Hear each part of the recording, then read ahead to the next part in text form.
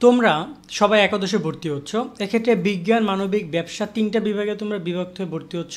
So তোমাদের আসলে subject চয়েসটা কীভাবে হবে সেটা আমরা তোমাদেরকে দেখিয়ে দিব। বিজ্ঞান বিভাগ, ব্যবসা বিভাগ, মানবিক বিভাগ, আমি পুরো কলেজে একটা লিস্ট দেখিয়ে দেখিয়ে তোমাদেরকে বিষয়গুলো বলবো যে তোমরা এখানে কোন 3টে বিষয় বেছে নিবা। এখানে ঐচ্ছিক বিষয় অর্থাৎ চতুর্থ সাবজেক্ট তুমি কোনটা নিবা, সেটা ব্যবসা, বিজ্ঞান, মানবিক সবার।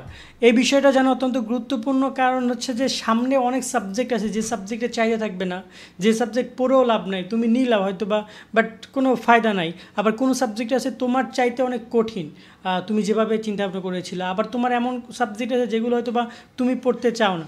এখন তোমাদের তো বইয়ের মধ্যে ঢুকে দেখে দেখে সম্ভব না।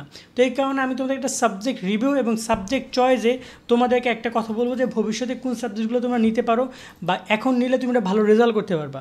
মূল টার্গেট ভালো রেজাল্ট। এখন দেখো, তুমি যদি একটা খারাপ সাবজেক্ট নাও তার তোমার এইচএসসি জিপিএ দেখাবে, আবার যদি এটা ভালো সাবজেক্টও নাও যেটা খুবই কঠিন, খুব প্রাইভেট পড়তে হচ্ছে, অনেক টাফ অধ্যায়, সেখানে তোমার রেজাল্ট কিন্তু খারাপ হইতে পারে। সো ওভারঅল তোমাকে তোমার মতো করে একটা সাবজেক্ট নিয়ে আগাতে হবে এবং আমরা চলে সে বিষয় নিয়ে আলোচনা করব। ভিডিওটি যারা নতুন দেখেছো অফকোর্স সাবস্ক্রাইব করে রাখবো আমাদের চ্যানেল, যারা নতুন এসেছো আর লাইক দিয়ে রাখবা যদি ভিডিওর মাধ্যমে তুমি বিন্দুমাত্র উপকৃত হও।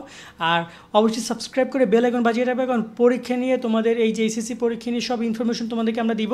তোমাদের শর্ট সিলেবাস নিয়ে আমরা কাজ করছিলাম, এবছর শর্ট সিলেবাস দেবে কিনা আমরা জানি না। যদি শর্ট সিলেবাস দেয় সেই ইনফরমেশনগুলো আমরা তোমাদেরকে দিব। কেমন?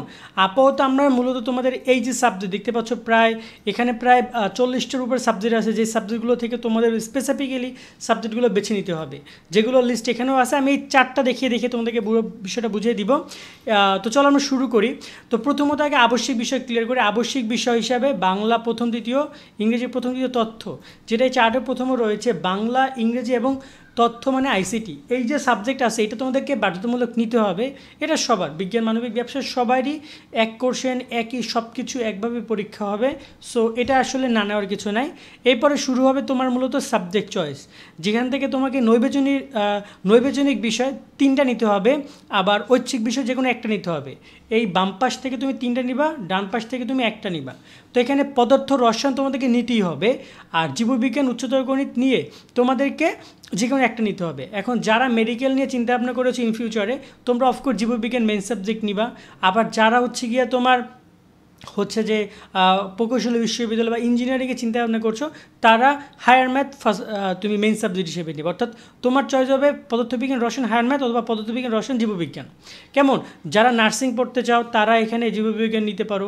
আবার দেখা যায় স্পেসিফিক্যালি কোনো কোর্স যদি তুমি করতে চাও, তাহলে জীববিজ্ঞান এবং উচ্চতর গণিতের মধ্যে রিকোয়ারমেন্ট থাকে, সেটা আগে জানতে হবে যে তুমি কিসে পড়তে চাও। আমি নর্মালি 2-1টা বললাম, ইঞ্জিনিয়ারিং বললাম, মেডিকেল বললাম, নার্সিং বললাম, বাট নর্মালি তোমার যদি আরও কোনো কিছু থাকে, সেটা নিয়ে যদি তোমার ফিউচার প্ল্যান থাকে, তাহলে তুমি খোঁজ নাও যে ওইখানে আসলে মেডিকেল যদি আমি যদি জীববিজ্ঞান নেই তাহলে আমার কোনো সমস্যা হবে কিনা, বা আমি যদি হায়ার ম্যাথ নেই মেইন সাবজেক্ট কোনো সমস্যা হবে কিনা। এরপর আসি ঐচ্ছিক বিষয়। ঐচ্ছিক বিষয় তুমি এখানে জীববিজ্ঞান, উচ্চতর গণিত, মনোবিজ্ঞান, পরিসংখ্যান, ভূগোল যে কোনোটা নিতে পারো। এখন এখানে একটা কথা রয়েছে, সব কলেজে কিন্তু এই সাবজেক্টগুলো নিতে দেয় না। ধরো না, ঐচ্ছিক বিষয় তোমাকে দিয়েছে জীববিজ্ঞান বা উচ্চতর গণিত থেকে তুমি যে কোনো 2টা থেকে একটা নাও, তাহলে তুমি একটা নিলা। কিন্তু তোমার যদি মনোবিজ্ঞান থাকে, পরিসংখ্যান থাকে, ভূগোল থাকে, তাহলে তুমি আরেকটা নিলা। তো এই জায়গায় আমি তোমাদেরকে একটা কথা বলতে চাই, মনোযোগ দিয়ে শোনো। তুমি যদি পদার্থবিজ্ঞান, রসায়ন, জীববিজ্ঞান নাও এবং তোমার যদি মনোবিজ্ঞান, পরিসংখ্যান, ভূগোল থাকে, তাহলে তুমি ভূগোল অথবা মনোবিজ্ঞান নিয়ে পড়ো। কারণ দেখা যায় কি, তুমি যদি এখানেও হায়ার ম্যাথ নাও, তাহলে কিন্তু তোমার এই যে টোটাল 4টা সাবজেক্ট কঠিন হয়ে গেল। এখানে 3টা হয়ে গেল কঠিন, আবার হায়ার ম্যাথ হয়ে গেল কঠিন, 4টায় প্রাইভেট পড়তে হবে। কিন্তু মনোবিজ্ঞান নিলে প্রাইভেট পড়তে হবে না, ভূগোল নিলে প্রাইভেট পড়তে হবে না, পরিসংখ্যান নিলে মোটামুটি কম প্রাইভেট পড়তে হবে, বাট অঙ্কগুলো সহজ, হায়ার ম্যাথের থেকে সহজ আছে পরিসংখ্যানের অঙ্ক। সো তোমার যদি হায়ার ম্যাথ যদি তুমি করতে কষ্ট হয়, বা তোমার যদি হায়ার ম্যাথ নিয়েছো বা জীববিজ্ঞান করতে তোমার কষ্ট হচ্ছে, তাহলে তুমি মনোবিজ্ঞান বা পরিসংখ্যান নিতে পারো। আবার যদি তোমার ফিউচার প্ল্যান থাকে যে না আমি মেডিকেল পড়বো, ইঞ্জিনিয়ারিং পড়বো, তাহলে কিন্তু ব্যাপারটা পুরো আলাদা। সেখানে তুমি জীববিজ্ঞান এবং হায়ার ম্যাথই তোমাকে যেতে হবে, তুমি যাও, ঠিক আছে। বাট নর্মালি আমি তোমাদেরকে বলবো যে তুমি যদি ওরকম কোনো প্ল্যান না থাকে, বিশ্ববিদ্যালয় পর্যায়ে পড়ার প্ল্যান থাকে, প্রাইভেটে হোক পাবলিকে হোক, তাহলে তুমি এখানে মনোবিজ্ঞান, ভূগোল নিয়ে আগাইতে পারো, ঠিক আছে, সহজ সাবজেক্ট। বাট এই সাবজেক্টগুলো কিন্তু সব কলেজে অ্যাভেলেবেল থাকে না। সেক্ষেত্রে জীববিজ্ঞান বা উচ্চতর গণিত যেটা তুমি এই পাশে নিবা, আর বাকি যেটা পড়ে থাকবে সেটা তুমি নাও। ওকে, সায়েন্সের শিক্ষার্থীদের জন্য এই বিষয়টা থাকবে। আমরা এবার কথা বলবো ব্যবসা বিভাগের শিক্ষার্থীদের জন্য। ব্যবসা বিভাগের শিক্ষার্থীদের ব্যবসার সংগঠন ব্যবস্থাপনা হিসাব বিজ্ঞান এই দুটো সাবজেক্ট নিতে হবে, উৎপন্ন ব্যবস্থাপনা বিপণন এবং ফিনান্স ব্যাংকিং। এই টোটাল 4টা সাবজেক্ট থেকে তোমাকে 3টা সাবজেক্ট নিতে হবে। কয়টা? 3টা। তো এই জায়গায় ব্যবসা সংগঠন ব্যবস্থাপনা হিসাব বিজ্ঞান তোমাকে নিতেই হবে, এই দুইটা তোমাকে প্রথম দুটো তোমাকে নিতেই হবে। বাকি থেকে উৎপাদন ব্যবস্থাপনা বিপণন ফিনান্স। এখন উৎপাদন ব্যবস্থাপনা বিপণন দেখা যায় অনেক সময় আমি তোমাদেরকে বলি উৎপাদন ব্যবস্থাপনা বিপণনে কিন্তু কোনো ম্যাথ নাই, নর্মালি লেখা is a management subject, marketing subject. Okay, management marketing subject. তো তুমি অনেক ভালোভাবে লিখতে পারবা, যদি প্রচুর লিখতে পছন্দ করো এটা করো, বাট তুমি যদি অঙ্ক পছন্দ করো তাহলে তুমি ফিনান্স নিতে পারো। আমার একটা পরামর্শ, তোমার যদি অলরেডি হিসাব বিজ্ঞানে যদি প্যারা মনে হয় তাহলে তুমি উৎপাদনেই নাও, শুধু শুধু অঙ্কের মধ্যে যাবা কেন? কারণ ফিনান্সের মধ্যে প্রথম পত্র দ্বিতীয় পত্রের মধ্যে অঙ্ক রয়েছে 2-3টা অধ্যায়ে। সো তোমার যদি আবার অঙ্ক ভালো লাগে তাহলে তুমি উৎপাদন না নিয়ে ফিনান্স নাও, কারণ অঙ্ক যদি তুমি নাও তাহলে তুমি মার্ক বেশি পাবা। কারণ একটা সৃজনশীল লিখলে 10-এ 10 দিবে না, অঙ্ক করলে 10-এ 10 দিবে।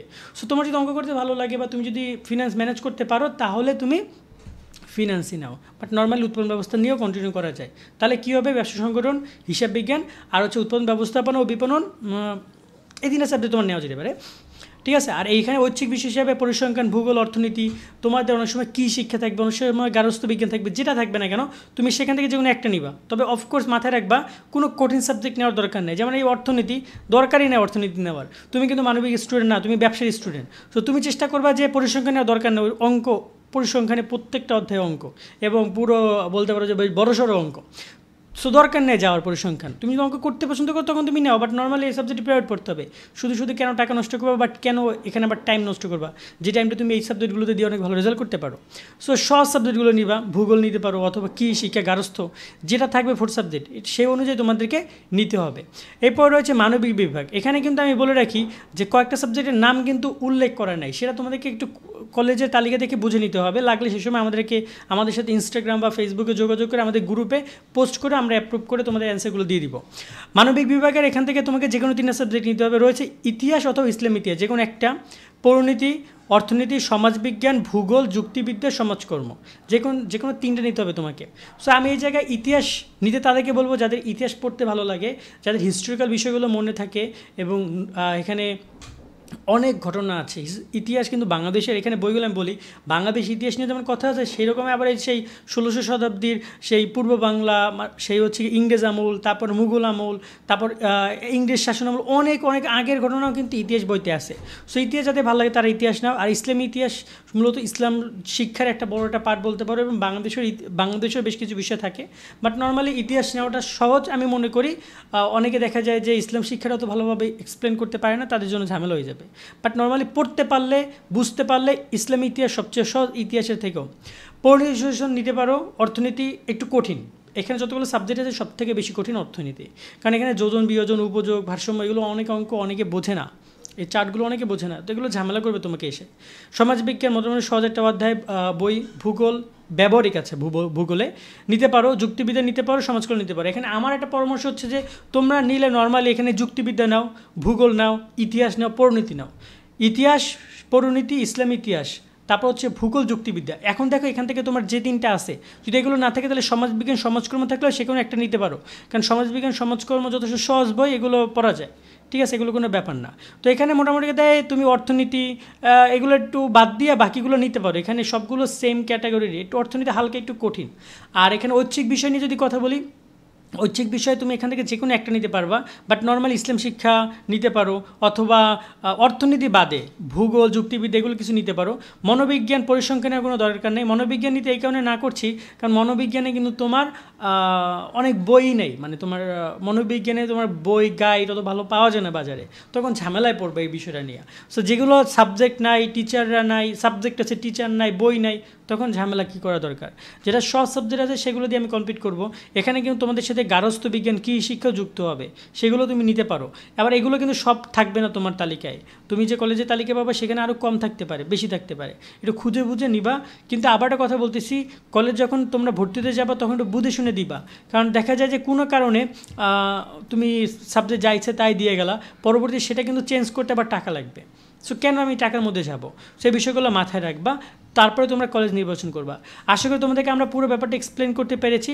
আর আসি ভবিষ্যৎ নিয়ে কথা বলতে। দেখো নর্মালি এখানে আমরা ওই সায়েন্সের শিক্ষার্থীরাই বেশি ভবিষ্যৎ অন্ধকার হয় এই সাবজেক্ট চয়েসের কারণে। এছাড়া মানবিকের ব্যবসা বিভাগের শিক্ষার্থীরা তো প্যারা হয় না, আবারও বলতেছি, কারণ ওরা যাই পড়ে না কেন সেটা ওদের অত রিকোয়ারমেন্ট নাই যে এইখানে এইটা লাগবে, এই রেজাল্টটা লাগবে, ওইখানে ওই রেজাল্টটা লাগবে, ঠিক আছে। বাট নর্মালি যারা ব্যাংক কাজ করতে চাও, ব্যাংকিং করতে চাও, ব্যাংকিং পড়াশোনা করতে চাও, তারা ফিনান্স নিয়ে পড়াটা ভালো, ঠিক আছে। আবার কেউ চাও যে হচ্ছে গিয়ে স্পেসিফিকভাবে কোনো একটা ব্যাপার নিয়ে পড়তে, যেমন সমাজকর্ম, রাষ্ট্রবিজ্ঞান বা ইতিহাস নিয়ে কেউ পড়তে, সেক্ষেত্রে ইতিহাস সাবজেক্টগুলো নিতে পারো, মানে ফিউচার চিন্তা করে সাবজেক্ট তুমি চুজ করতে পারো, ঠিক আছে। বাট বিজ্ঞান বিভাগের শিক্ষার্থীদের অ্যাডমিশনের ক্ষেত্রেও এই সাবজেক্ট চয়েসগুলো অনেক ইম্পর্টেন্ট, বিশেষ করে উচ্চতর হায়ার ম্যাথের ব্যাপারটা। তারপরও টুকটাক তোমাদের যদি কোনো ইনফরমেশন দরকার হয় সেটা আমাদেরকে কমেন্টের মাধ্যমে জানিও, চেষ্টা করবো আমরা সেই বিষয়গুলো নিয়ে কথাবার্তা বলার, বা তোমরা আমাদেরকে ইনস্টাগ্রাম বা ফেসবুক পেজও মেসেজ করতে পারো। আর আমি এই পুরো লিস্টটা, এই যে পুরো তালিকাটা আমি আমাদের শোভন স্টাডি ওয়েবসাইটে দিয়ে দিচ্ছি, সেখান থেকে তোমরা চাইলে এই তালিকাটা দেখে নিতে পারো। শোভন স্টাডি দিকে সার্চ করবা, এই যে আমাদের শোভন স্টাডি যে একাদশ দ্বাদশ শ্রেণীর সাবজেক্ট চয়েস, সেখানে পুরো তালিকা পেয়ে যাবা, এবং এখান থেকে তুমি যে কোনো কিছু এই তালিকাটা দেখে নিতে পারবা। আজকের মতো আমরা এখানে বিদায় নিচ্ছি, সকলে অনেক অনেক ভালো থাকবা, আল্লাহ হাফেজ।